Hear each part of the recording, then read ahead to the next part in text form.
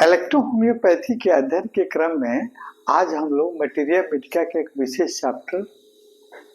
औषधियों का हम लोग अध्ययन कर रहे हैं। इसमें हम लोग आज आपको इलेक्ट्रोहोम्योपैथ के एंजियाटिको ग्रुप की औषधि है ना, एंजियाटिको ग्रुप की औषधि की A1 के बारे में अध्ययन कर रहे हैं। इसके कल वाले वीडियो में हमने आपके कल वाले क्लास में आपको एंजियाटिको ग्रुप की औषधि A1 का मेडिसिनल प्रॉपर्टी और ऑर्गेनिक रिलेशन के बारे में हम लोग चर्चा किए थे। आज हम आपको एंजियाटिको ग्रुप की औषधि का कुछ विशेष प्रयोग की चर्चा करेंगे कि कहाँ कहाँ पर किस डाइल्यूशन में इस औषधि का हम लोग प्रयोग करते हैं तो कौन कौन से रोग को ठीक करने में हमको मदद मिलती है। देखिए, एंजियाटिको ग्रुप की ये औषधि A1 जो है हमारे ब्लड सर्कुलेशन को नियमित और नियंत्रित रखने में मदद करती है ना, नियंत्रित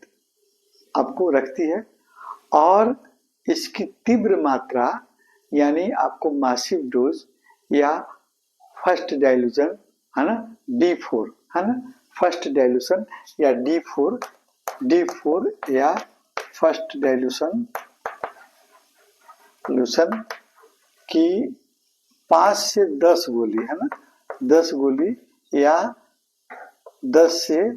20 गोली है ना का हम अगर ड्राई पिल्स में प्रयोग करते हैं या डाइल्यूशन के रूप में प्रयोग करते हैं है ना, तो क्या क्या हो सकता है ना। प्रयोग करने पर ये क्या करता है कि ब्लड के सर्कुलेशन को बढ़ा देता है ना, हमारे शरीर में ब्लड के सर्कुलेशन को बढ़ा देता है। इस मात्रा में अगर हम लोग प्रयोग करते हैं तो जब ब्लड की सर्कुलेशन को बढ़ाएगा तो अगर किसी अंग में ब्लड कम पहुंच रहा है, नहीं जा रहा है, तो वहां भी क्या हो सकता है, प्रदाह हो सकता है, अंग में कमजोरी हो सकती है। तो इस मात्रा में देने पर, इस डाइल्यूशन में देने पर वहां आपका ब्लड का फ्लो जब बढ़ेगा तो उस स्थान पर आपका ब्लड, उस ऑर्गन में ब्लड की मात्रा पहुंचेगी है ना, और उस अंग की कमजोरी, वहां होने वाले प्रदाह को दूर करेगा। एंजियाटिको नंबर 1। दूसरा, अंगों में किसी अंग में अगर ठंडा हो गया, अंग ठंडा महसूस हो रहा है टच करने पर, या आपको अंग में नमनेस या सुनापन महसूस हो रहा है, तो वहां पर फर्स्ट डाइल्यूशन की सूखी गोलियां या आपको डाइल्यूशन के रूप में अगर पिलाते हैं तो उसको दूर करेगी। और एनीमिया में भी आपको फर्स्ट डाइल्यूशन की S1 और S10 C1 के साथ में प्रयोग करने पर आपको एनीमिया को दूर करने में मदद करती है। BE के साथ ब्लू इलेक्ट्रिसिटी भी इसका सहयोगी मेडिसिन होगा एनीमिया को दूर करने में। और फिर हाइपोटेंशन, जिसका ब्लड प्रेशर कम हो गया हो तो उसको ठीक करेगी ये आपको फर्स्ट डाइल्यूशन D4 की गोलियां या डाइल्यूशन। अगर किसी अंग में ब्लड आपको कम पहुंचने के कारण वहां के सेल टिश्यू को ऑक्सीजन, पोषक तत्व की कमी हो जाती है तो उस अंग में सूजन हो जाती है, तो उस सूजन को भी दूर करने में मदद करती है ये आपको A1। तीव्र मात्रा में या फर्स्ट डाइल्यूशन में, सूखी गोलियों में या डाइल्यूशन में हम प्रयोग करते हैं तो बंद MC को, पीरियड को चालू करती है C1 के साथ में, और डिसमेनोर्हिया को भी दूर करती है, पेनफुल मेंस्ट्रुएशन को ठीक करने में मदद करती है फर्स्ट डाइल्यूशन में। और थर्ड डाइल्यूशन में A1 और A1 के साथ में C1 को हम प्रयोग करते हैं थर्ड डाइल्यूशन में या फिफ्थ डाइल्यूशन में, तो आपको पीरियड को रेगुलर करती है।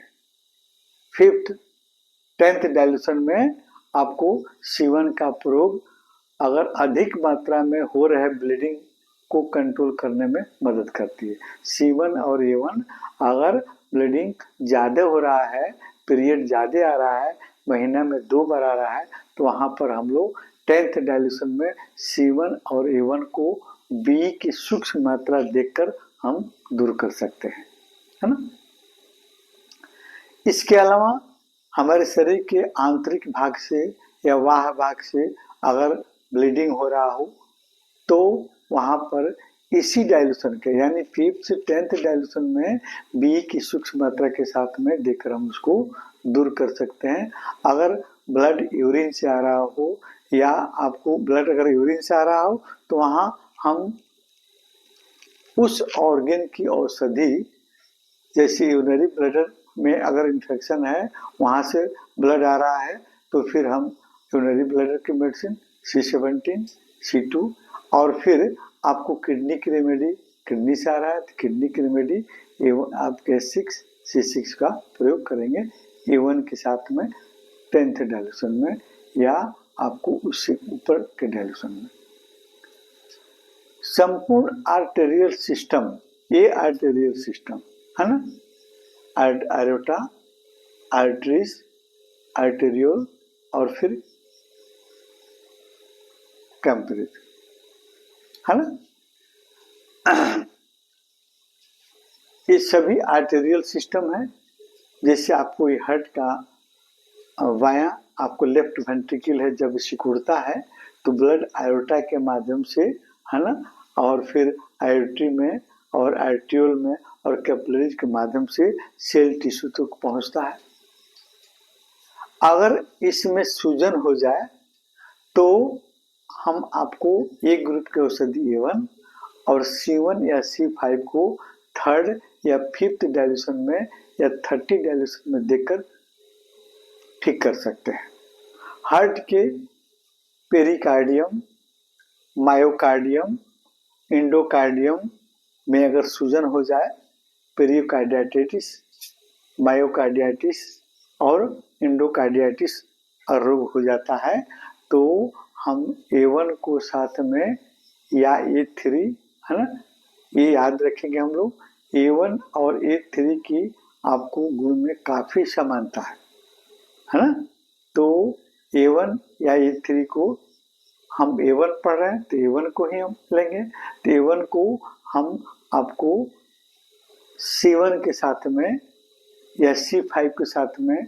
और S ग्रुप की सब औषधि S5 के साथ में देकर हम आपको इनके सूजन को दूर कर सकते हैं, है ना। और हार्ट डिजीज के कारण अगर पैर के टखनों में सूजन है, पैरों में सूजन है तो फिर हम आपको